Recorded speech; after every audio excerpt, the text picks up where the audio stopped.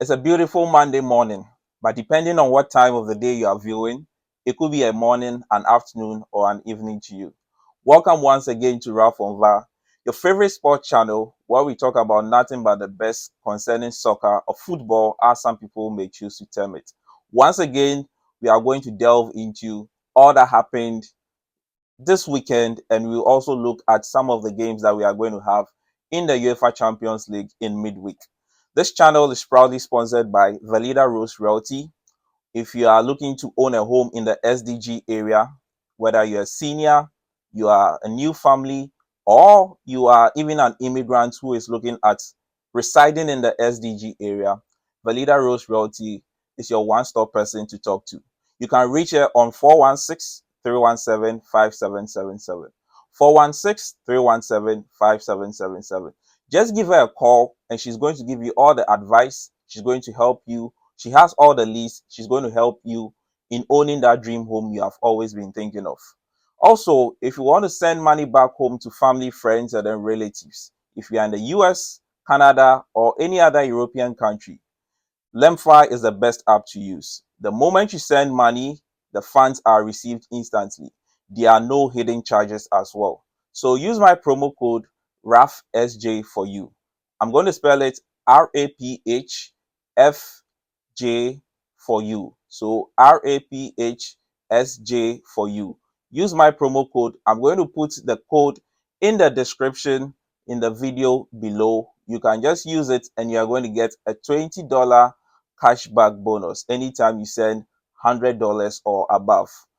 Okay, so without much ado, we are going to delve into some of the results that happened during this weekend. And this weekend hasn't been too good a weekend for most of the big teams.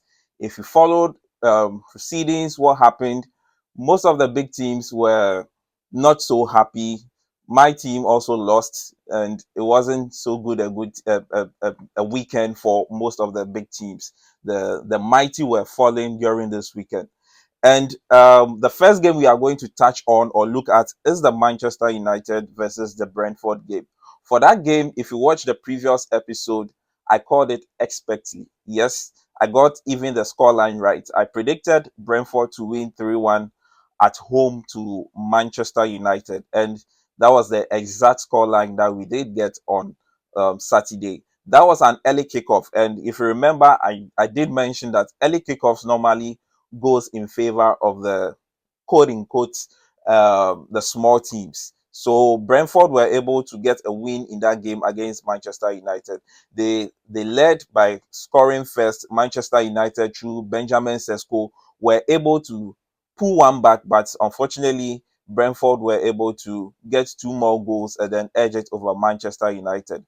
I have always been saying this. Looking at how things are going, I don't think Ruben Amorim is the right man for the job. Yes, when it comes to the big teams, he, even if he doesn't win, he tries to prove a point that he's building up a good project in Manchester. But unfortunately, against the quote unquote the smaller teams, he always flatters to deceive. So they did lose that game by 3 goals to 1, and currently they are sitting somewhere 14th on the league table, and I don't think it's a good thing for Manchester United. Okay, the second game is the Chelsea versus the Brighton game. So Chelsea lost at home. Chelsea went ahead by scoring first through Enzo Fernandez, which was the assist came from Reece James, who had a beautiful corner put in, and that goal was scored by Enzo Fernandez by putting in a header. But unfortunately for Chelsea, they got a red card the moment they came back from the second half, and things changed. When you look at Chelsea in the past few games, their discipline record has been so bad. The game before this, they lost to Manchester United, and they did receive a red card in that game as well. And this time around, they received a red card, which also contributed to them losing this game. I think going forward, Enzo Maresca will have to speak to his players to be disciplined whenever they are on the field, because it's becoming too much. As a Chelsea fan, I am not happy at all. I am not going to blame it so much on the coach. Sometimes players can become chichery when they are on the field, and because they want to impress the manager, they go in for some tackles that are needless, and henceforth it results in some of these things. So Chelsea weren't able to win. They lost at Stamford Bridge, their own backyard, and it's surprising. Most of the Chelsea players are former Brighton players, so it becomes like Chelsea is now becoming a laughing stock for Brighton and Hove Albion, because after they sell their prized assets to Chelsea, they still come back and then get wins against Chelsea. When you look at players like Robert Sanchez, Moises Caicedo, even João Pedro, who just joined during the summer, all these players are former Brighton and Hove Albion players, and unfortunately, Chelsea, even after getting all the materials from Brighton, are unable to beat Brighton. And after the game, Enzo Maresca spoke a lot about some of the um, decisions that have been taken against them. And you can't blame the referees, but rather you have to blame the players, because some of these cards that they are receiving, I think uh, they can be avoided. Yes, if they are sometimes patient, if they are sometimes they read the room, some of these tackles are not needed. So going forward in the next game, where Chelsea is going to face Liverpool, they are not going to have Trevor Chalobah playing in that game simply because he got that red card, and that is even going to be worse, because Chelsea have been struggling this season defensively, and losing Trevor Chalobah against Liverpool, I think, is already spelling doom for Chelsea. There was also the Crystal Palace versus the Liverpool game, which ended in a win for Crystal Palace. I did call for a draw in that game, but Crystal Palace were able to prove me wrong. So far, so good for Crystal Palace. They are the only team that are unbeaten in the Premier League. Let's see how far they can hold this record. Will they be able to hold it until the end of the season, or at least to mid-season? They were able to get the first goal, and then Liverpool were able to pinch them back by scoring a goal through Chiesa. And if you follow Liverpool this season, they have always been scoring, as I said previously, in the 80th minute plus. They were able to do that, but you know, if you have a defense that is shaky, it's only a matter of time where you meet a team that has a very good attack. You may score all the goals you want, but if your defense is not good, the team that has a better attack is just going to outscore you. And that was what happened in the game. And Slot, after the game, in his presser, was talking about one of his attackers being one of his defenders being so attacking minded, and that led to they losing the game, and that led to them losing or conceding that goal. But I don't think he should blame his players for this. He should rather go into the market in January and chase the players that are needed, rather than fielding in attackers all the time. I think it's high time. In January, they go in for McGahey, who they were chasing, but they rather prioritize Alexander Isak, and now defensively they are suffering. There was also the Leeds United game where they played at Ellen Park against AFC Bournemouth, and that game ended in a stalemate 2-2. Both teams shared the point in that game. So you have Antoine Semenyo scoring in that game, and he has been performing so well this season. And there was also Manchester City winning by 5 goals to 1. I did predict Manchester City to win in that game, and I also did predict Erling Haaland scoring a hat trick. Unfortunately, he couldn't get a hat trick, but he was able to get a brace. So it's still a good result for Manchester City. I think currently they are they should be in the top 6 at least, with the result they were able to get against Burnley. That wasn't a competition at all, because I did know they were going to win that game with the firepower they have, and looking at how Burnley has been struggling since they arrived in the Premier League this season. And then there was also Nottingham Forest losing at home to Sunderland.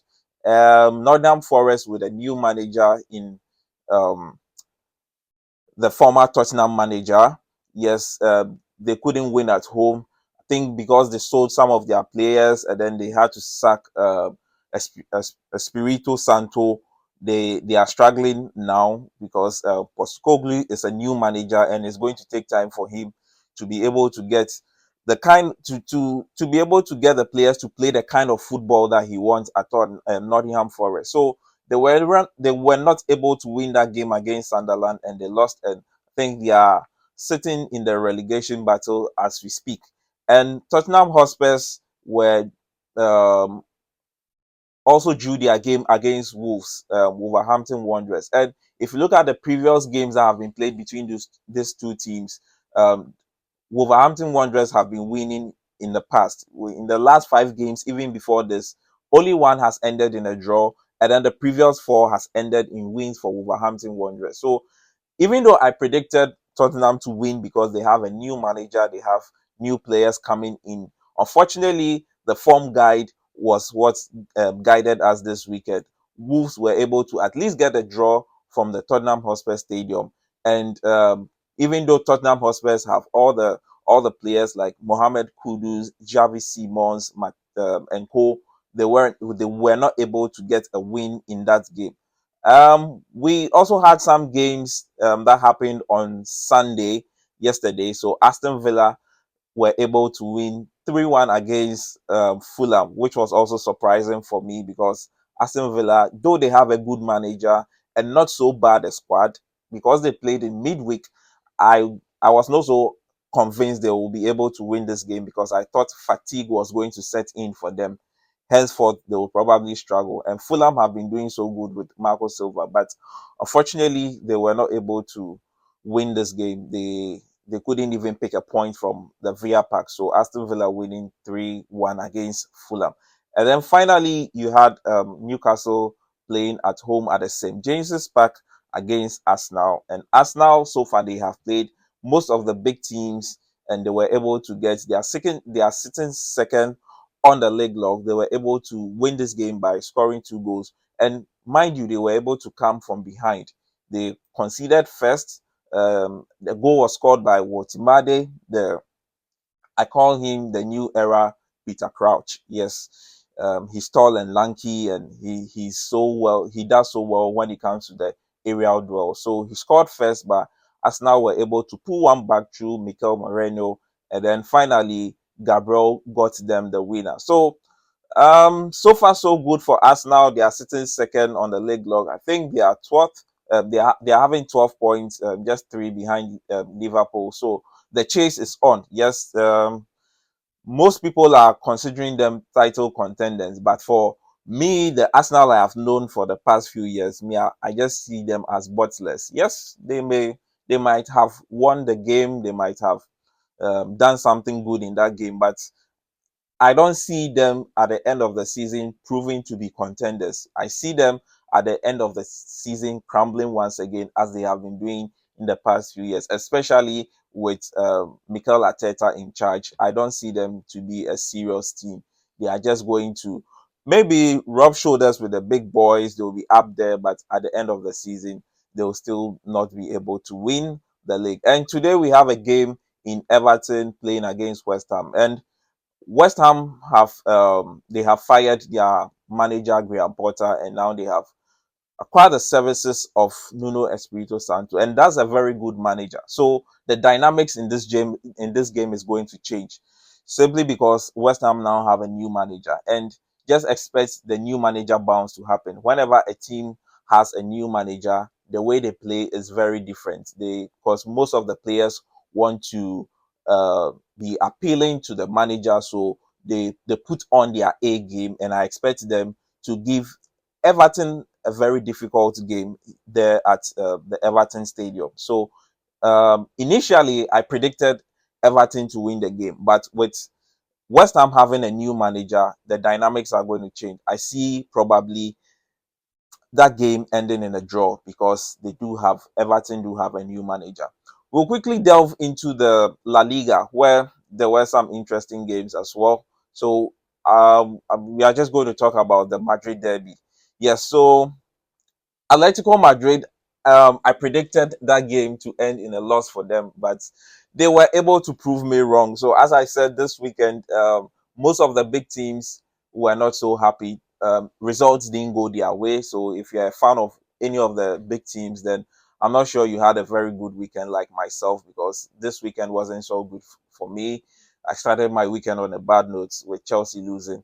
Um, Initially it started on a good note because Manchester United lost. So I thought, oh, it was just a recipe for more trolling, but unfortunately, it didn't end well for me. So Atletico Madrid were able to win against Real Madrid by 5 goals to 2. Mbappe was on the score sheet for Real Madrid, but some way somehow Atletico Madrid, initially they were losing the game, but they were able to come back and win the game by 5 goals to 2. So the first goal was scored by, I couldn't watch that game, but the first goal was scored by Atletico Madrid in the 14th minute, and then Mbappe was able to equalize for them. Ada Gula came in, and then got a second goal for Real Madrid. Later on, Atletico Madrid, I think even before the first half ended, they were able to um, pull one back to make the game 2-2. And then from then onwards, the game was all about Atletico Madrid. Julian Alvarez, the former Manchester City striker, scored a penalty, scored another one, and then Antoine Griezmann was able to also get a goal in the 90 plus 3 minutes for Atletico Madrid. So they were able to win convincingly against Real Madrid. And as we speak, when you look at the league table, because Real Madrid were able, Barcelona were able to win yesterday, it means that Atletico, it means that Barcelona are now on top of the La Liga, because they have 19 points and then Real Madrid have 18 points. But I don't see anything wrong with Real Madrid. I think it's just going to be a reality check for them. They shouldn't, Xabi Alonso shouldn't worry so much. It is a derby, and sometimes when it comes to derbies, anything can happen. You don't expect results to occur how you want them, so anything can happen. So they should just take it like that. Go back to the drawing board and then work on one or two things. And then in the Bundesliga too, you had there's Mainz played against Borussia Dortmund. So Borussia Dortmund were able to go away and then beat Mainz 05 by 2 goals to 0. And then as well, let's look at the result of Bayern Munich. For Bayern Munich, they were able to Bayern Munich were able to where's Bayern Munich? Yeah, Bayern Munich were able to win 4-0 against Werder Bremen, which we already called out here because we expected Bayern Munich to be able to beat Werder Bremen. It wasn't even a close call. Let's quickly touch on the Italian Serie A. There were some interesting results over the weekend at the Italian Serie A. In the Italian Serie A,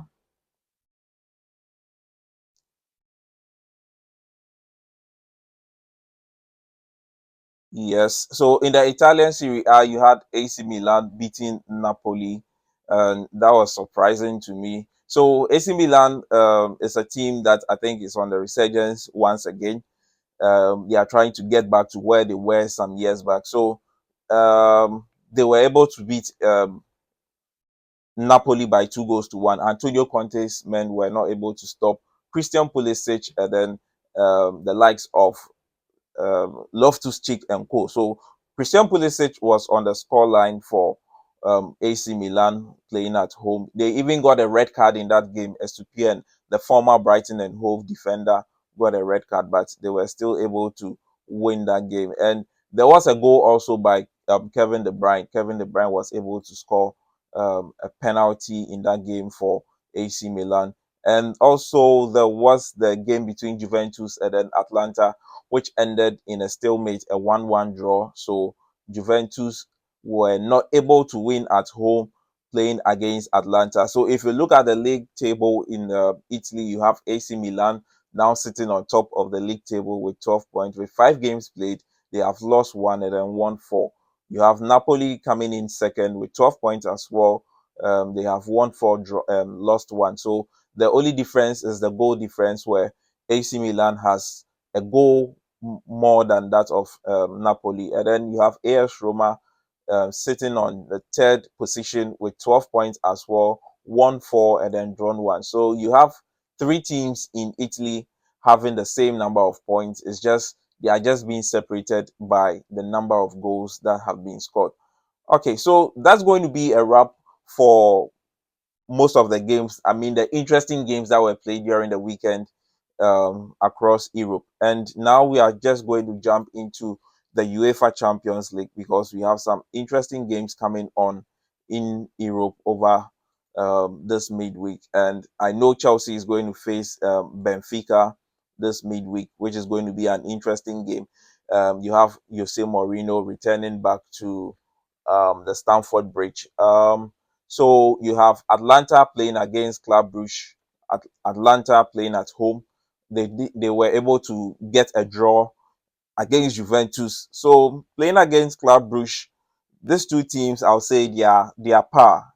Um, it's going to be an interesting game, but Atlanta playing at home and being able to get a draw against Juventus, I think that's a very good result. So that's going to propel them to probably get a win in this game. So I'll call it out for a win for Atlanta. 2-1 is the scoreline that we are going to predict for that. Real Madrid are going away, playing against Almaty. This is not a team I've even ever heard before. So this a new team for me. It's not a team I've ever heard of. So Madrid are traveling there and they are going to play away to them. So looking at how the results went during the weekend, they will probably go all guns out and expect them to win this game. I expect Madrid to win against Almaty by 4 goals to nil. Yes, and then you have Atletico Madrid playing against Eintracht Frankfurt. So Atletico Madrid, after an impressive win against Real Madrid, playing at home to Eintracht Frankfurt, which is also a very good team from Germany. It's going to be a very close call. Even if Atletico Madrid are going to win, it's going to be by a slim margin, maybe a 2-1 or a 1-0 for Atletico Madrid. Bodo Glimt are playing at home against Tottenham Hotspur. So Tottenham Hotspur, um, Thomas Frank, this is going to be his second European outing, and he's going to face Bodo Glimt away. Um, I'll go for a draw because I hear Bodo Glimt, they are a difficult nut to crack in Europe, and because Thomas Frank doesn't have so much experience in Europe, it's going to be difficult for him. So I'll go for a straight draw. A 1-1 is going to do in that game. Chelsea are playing at home to Benfica, and Chelsea haven't had a good start in the league. And when it comes to the Champions League too, they haven't had a good start because they did lose to Bayern Munich in their first game.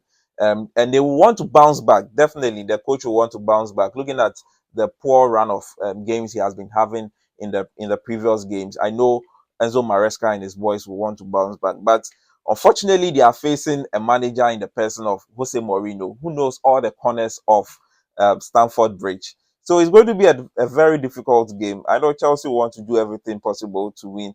If Benfica still had their manager before Mourinho, that's Bruno Lage in charge, I would have gone for Chelsea to win this game because of how expansive Chelsea plays and they returning to the Champions League, losing their first game and their first game at Stamford Bridge.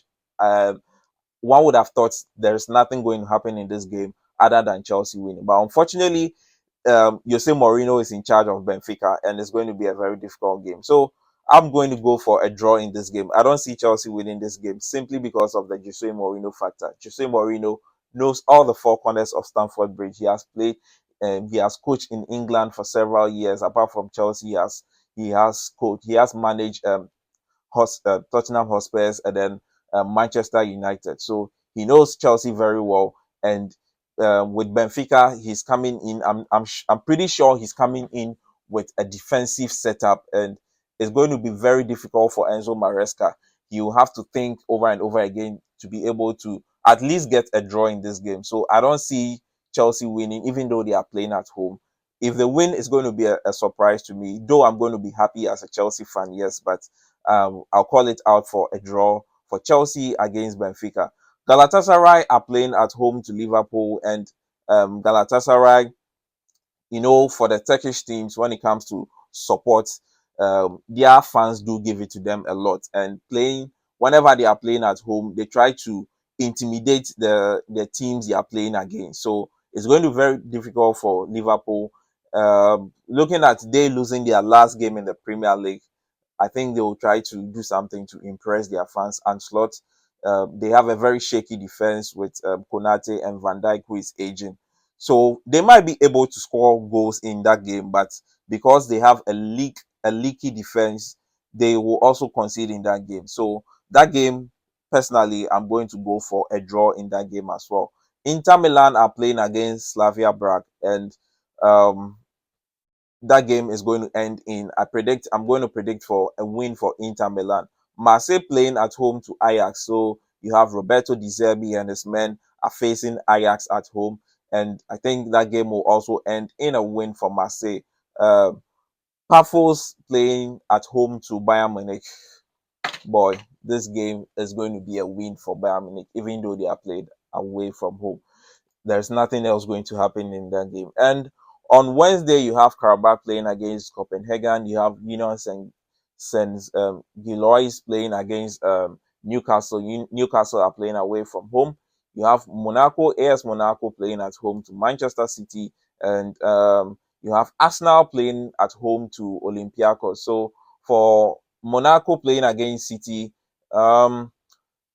Pep Guardiola, yes, not too good a start for him in the league this season, but I don't see how Pep Guardiola is going to lose his gut to uh, not to win in this game. So even though he's playing away from home, I'm predicting Manchester City to win this game. And also Arsenal playing at home to Olympiacos. Yes, Arsenal are doing so good. I don't see them winning the Champions League anyways, but this is not a game that's going to be too difficult for Arteta and his men. So that's going to be a straight call for Arsenal to win against Olympiacos. And also you do have Barcelona playing against Paris Saint-Germain. And this is a game that most fans were calling for, especially Barcelona fans last season. They were calling for this game playing against Paris Saint-Germain because they thought Paris Saint-Germain were doing so good last season, and they wanted to face them in the Champions League. And the gods of football have given them their prayer. They are meeting their former manager in the person of Luis Enrique, and also some former players like the Ballon d'Or winner Musa Dembele. So it's going to be a very difficult and an interesting encounter. Both teams play with a high line, expansive football, and they have very likable players that if you can't blink your eye whenever you are watching them because they are very fast and swift as well. So Barcelona. Playing at home to Hans Flick is also doing a very good job with Barcelona. They won their last game in the La Liga. So it's going to be an interesting game. The gods of football have blessed us with such a game that we want. This is a game you want to watch in the UEFA Champions League final, but we are lucky with this new format. You get to watch some of these interesting games like this. So I'm going to go for a Paris Saint-Germain win simply because I am an anti-Barca person. If you know me very well, when it comes to teams like Manchester United and Barcelona, whenever they are playing, I am in support of whoever they are playing against. So just because of that reason, for personal reasons, I am going for a Paris Saint-Germain win. And you have Bayern Leverkusen playing at home to PSV. I think Bayern Leverkusen are going to win that game. You have Borussia Dortmund playing at home to Athletic Club de Bilbao. I'll go for Borussia Dortmund win. Napoli playing at home to Sporting, and then I'm going to go for Napoli winning that game. And Villarreal playing at home to Juventus. For that game, I'm going to go for a straight draw because I think Villarreal wouldn't want to lose at home, and Juventus are not playing so good. So probably that will end in a draw. And we do also have some Europa League games that are going to happen.